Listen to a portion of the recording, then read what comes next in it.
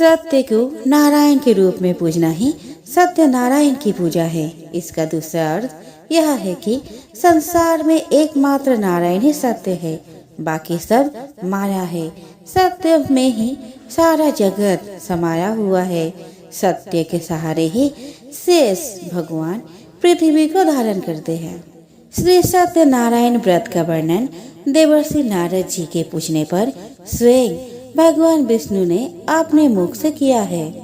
एक समय की बात है, नैमिषारण्य तीर्थ में सौनिकादि 88,000 ऋषियों ने श्री सूर्य से पूछा, हे प्रभु, इस कलि युग में वेद विद्या रहित मनुष्य को प्रभु भक्ति किस प्रकार मिल सकती है तथा उनका उद्धार कैसे होगा?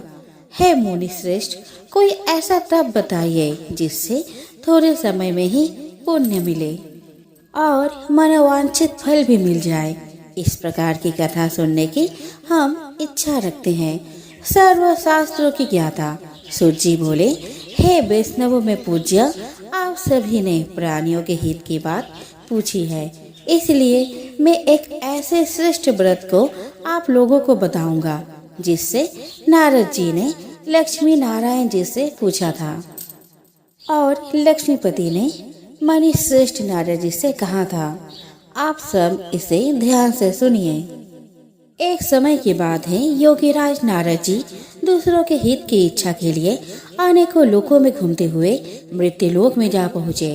यहाँ उन्होंने अनेक योनियों में जन्मे प्राय सभी मनुष्य को अपने कर्मों द्वारा अनेकों दुखों से पीड़ित देखा। उनका दुख देख नारद जी सोचने लगे कि कैसा यत्न किया जाए जिसके करने से निश्चित रूप से मानव के दुखों का अंत हो जाए। इसी विचार पर मनन करते हुए वह विष्णु लोक में गए।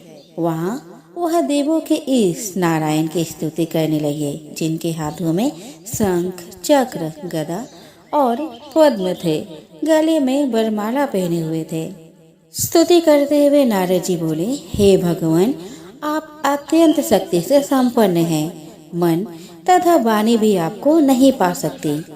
आपका आदि, मध्य तथा अंत नहीं है। निर्गुण स्वरूप सृष्टि के कारण भक्तों के दुख को दूर करने वाले हैं। आपको मेरा नमस्कार है। नारद जी की स्तुति सुन विष्णु भगवान बोले, हे मुनि श्रेष्ठ, आपके मन में क्या बात है?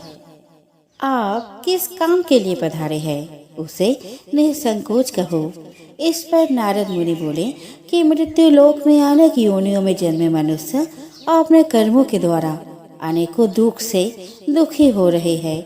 हे नाथ, आप मुझ पर दया रखते हैं तो बताइए कि वह मनुष्य थोड़े प्रयास से ही अपने दुखों से कैसे छुटकारा पा सकते हैं।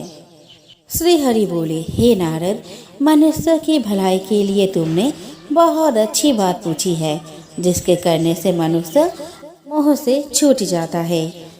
एक बात मैं कहता हूँ, उसे सुनो।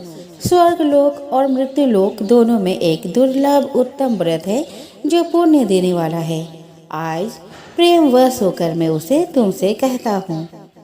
श्री सत्यनारायण भगवान का यह व्रत अच्छी तरह विधान पूर्वक करके मनुष्य तुरंत ही यहाँ सुख भोग कर मरने पर मोक्ष पाता है। श्री हरि के वचन सुन नारद जी बोले कि उस व्रत का फल क्या है और उसका विधान क्या है। यह व्रत किसने किया था, इस व्रत को किस दिन करना चाहिए, सभी कुछ विस्तार से बताए।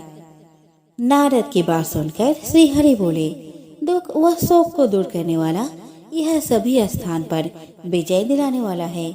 मानव को भक्ति व श्रद्धा के साथ शाम को श्री सत्यनारायण की पूजा धर्म परायण होकर ब्राह्मणों व बंधुओं के साथ करनी चाहिए। भक्ति भाव से ही नैवेद्य, केले का फल, घी, दूध और गेहूं का आटा सवाया ले। गेहूं के स्थान पर साठी का आटा, शक्कर तथा गुड़ लेकर वह सभी भक्षण योग्य पदार्थों को मिलाकर भगवान का भोग लगाए। ब्राह्मणों सहित बंधु बांधवों को भी भोजन कराए। उसके बाद स्वयं भोजन करे। भजन कीर्तन के साथ भगवान की भक्ति में लीन हो जाए। इस तरह से सत्यनारायण भगवान का यह व्रत करने पर मनुष्य की सारी इच्छाएं निश्चित रूप से पूरी होती है। इस कलिकाल अर्थात कलियुग में मृत्यु लोक में मोक्ष का यही एक सरल उपाय बताया गया है। इति श्री सत्यनारायण व्रत कथा का प्रथम अध्याय संपूर्ण होता है। बोलो सत्यनारायण भगवान की जय। सूत जी बोले, ऋषियों, जिसने पहले समय में इस व्रत को किया था उसका इतिहास कहता हूँ, ध्यान से सुनो। सुंदर काशीपुरी नगरी में एक अत्यंत निर्धन ब्राह्मण रहता था। भूख प्यास से परेशान वह धरती पर घूमता रहता था। ब्राह्मणों से प्रेम करने वाले भगवान ने एक ही दिन ब्राह्मण का वेश धारण कर उसके पास जाकर पूछा, हे विप्र, नित्य दुखी होकर तुम पृथ्वी पर क्यों घूमते हो? दीन ब्राह्मण बोला, मैं निर्धन हूँ, भिक्षा के लिए धरती पर घूमता हूँ।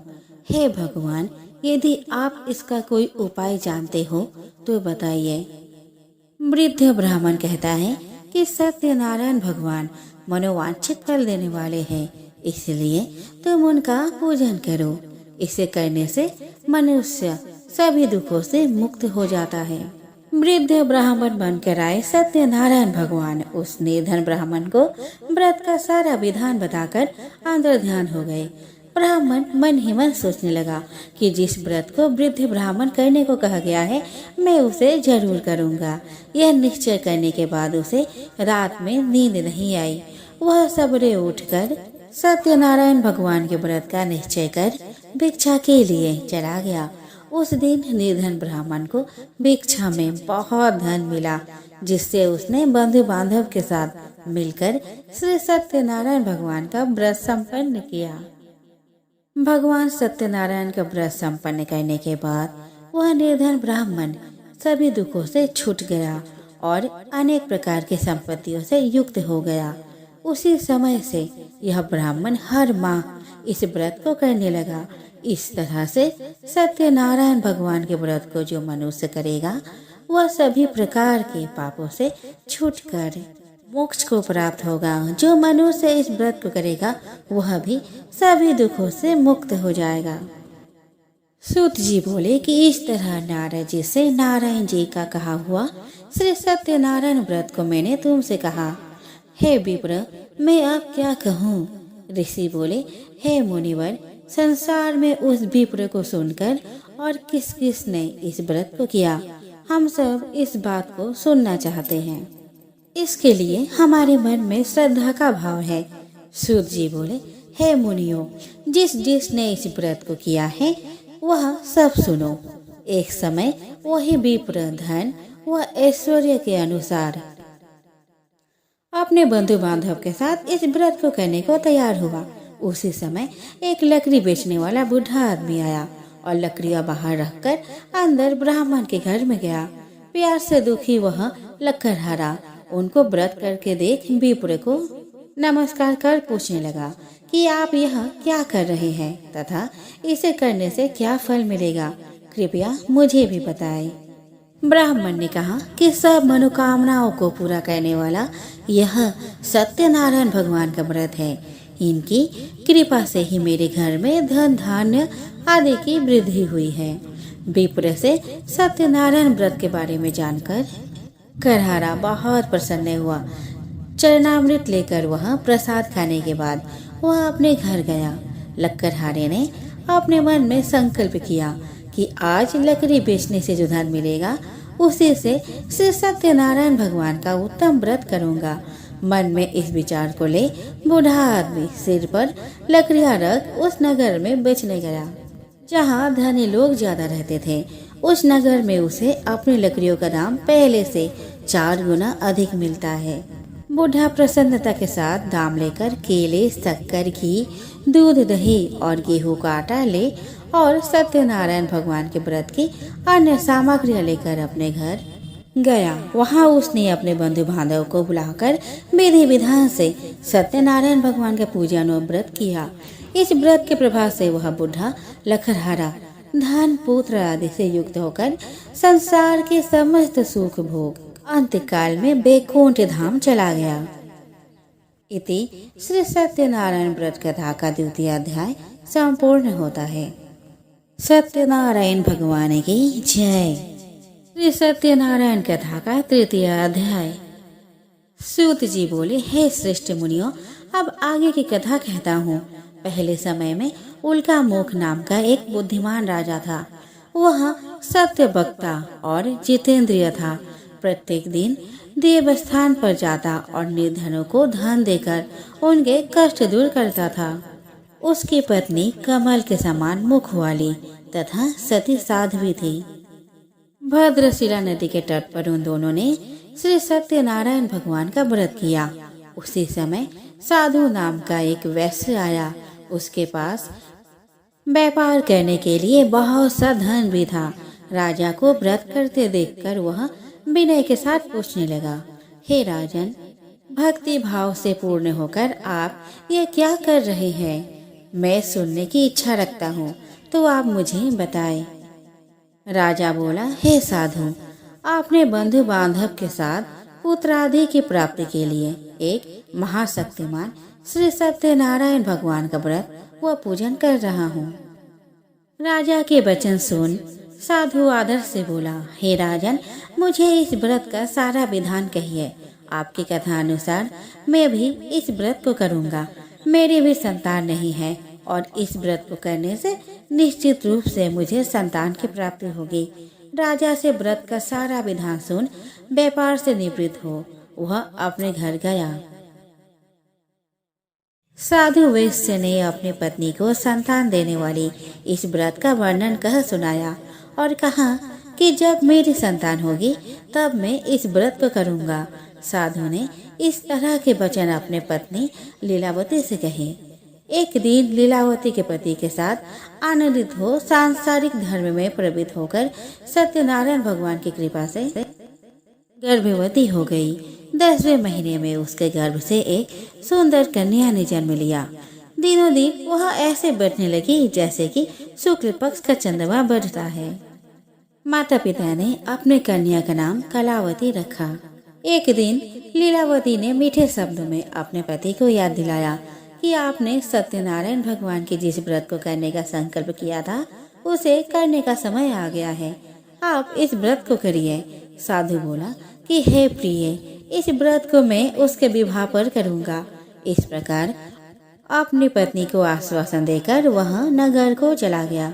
कलावती पिता के घर में रह वृद्धि को प्राप्त हो गई। साधु ने एक बार नगर में अपने कन्या को सखियों के साथ देखा तो तुरंत ही दूत को बुलाया और कहा कि मेरी कन्या के योग्य वर देखकर लाओ। साधु की बात सुनकर दूत कंचन नगर में पहुंचा और वहां देखभाल कर लड़की के सुयोग्य वानिक पुत्र को ले आया। सुयोग्य लड़के को देख साधु ने बंधु बांधव को बुलाकर अपने पुत्री का विवाह कर दिया। लेकिन दुर्भाग्य की बात यह है कि साधु ने अभी भी सत्यनारायण भगवान का व्रत नहीं किया। इस पर श्री भगवान क्रोधित हो गए और श्राप दिया कि साधु को अत्यधिक दुख मिले। अपने कार्य में कुशल साधु बनिया जमाई को लेकर समुद्र के पास स्थित एक रत्नसारपुर नगर में गया। वहां जाकर दामाद ससुर दोनों मिलकर चंद्रकेतु राजा के नगर में व्यापार करने लगे। एक दिन भगवान सत्यनारायण की माया से एक चोर राजा का धन चुराकर भाग रहा था। उसने राजा के सिपाहियों को अपना पीछा करते देख चुराया हुआ धन वहां रख दिया जहां साधु अपने जमाई के साथ ठहरा हुआ था। राजा के सिपाहियों ने साधु वैश्य के पास राजा का धन पड़ा देखा तो वह ससुर और जमाई दोनों को बांधकर प्रसन्नता के साथ राजा के पास ले गए और कहा कि उन्होंने दोनों चोरों को पकड़ लिया है। अब आगे की कार्यवाही की आज्ञा दे। राजा की आज्ञा से उन दोनों को कठिन कारावास में डाल दिया गया और उनका सारा धन भी उसे छीन लिया गया। श्री सत्यनारायण भगवान के श्राप से साधु की पत्नी भी बहुत दुखी हुई। घर में जो धन रखा था, शारीरिक तथा मानसिक पीड़ा व भूख प्यास से आते दुखी हो अन्न की चिंता में कलावती ब्राह्मण के घर गई। वहाँ उसने श्री सत्यनारायण भगवान का व्रत होते देखा। फिर कथा भी सुनी। वहाँ प्रसाद ग्रहण कर और रात को घर वापस आई। माता ने कलावती से पूछा कि हे पुत्री, तुम कहाँ गई थी? तेरे मन में क्या है? कलावती ने अपने माता से कहा, हे माता, मैंने एक ब्राह्मण के घर में श्री सत्यनारायण भगवान का व्रत देखा है। कन्या के वचन सुन लीलावती भगवान के पूजन की तैयारी करने लगी। लीलावती ने परिवार व बंधुओं सहित सत्यनारायण भगवान का पूजन किया और उनसे वर मांगा कि मेरे पति तथा जमाई शीघ्र घर आ जाए। साथ ही यह भी प्रार्थना की कि हम सबका अपराध क्षमा करे। श्री सत्यनारायण भगवान इस व्रत से संतुष्ट हो गए और राजा चंद्रकेतु को सपने में दर्शन दे कहा कि हे राजन, तुम उन दोनों वेश्यों को छोड़ दो और तुमने उनका जो धन लिया है उसे वापस कर दो। अगर ऐसा नहीं किया तो मैं तुम्हारा धन, राज्य और संतान सभी को नष्ट कर दूंगा। राजा को यह सब कहकर वह अंतर्ध्यान हो गए। प्रातःकाल सभा में राजा ने अपना सपना सुनाया। फिर बोले कि बानी पुत्रों को कैद से मुक्त कर सभा में लाओ। दोनों ने आते ही राजा को प्रणाम किया। राजा मीठी वाणी में बोला, हे महानुभावों, भाग्यवश ऐसा कठिन दुख तुम्हें प्राप्त हुआ है, लेकिन अब तुम्हें कोई भय नहीं है। ऐसा कह राजा ने उन दोनों को नए वस्त्र आभूषण भी पहनाए और जितना धन उनका लिया उससे 2 गुना धन वापस कर दिया। दोनों वेश्य अपने घर को चल दिए। इति श्री सत्यनारायण व्रत कथा का 3य अध्याय संपूर्ण होता है। श्रीमन नारायण नारायण नारायण, हजमन नारायण नारायण नारायण। सत्यनारायण भगवान की जय। श्री सत्यनारायण कथा का 4th अध्याय। सूत जी बोले, वैश्य ने मंगलाचार कर अपनी यात्रा आरंभ की और अपने नगर की ओर चल दिए। उनके थोड़ी दूर जाने पर एक दंडी वेशधारी श्री सत्यनारायण ने उससे पूछा, हे साधु, तेरे नाम में क्या है? अभिमानी बने हंसता हुआ बोला, हे दंडी, आप क्यों पूछते हो? क्या धन लेने की इच्छा है?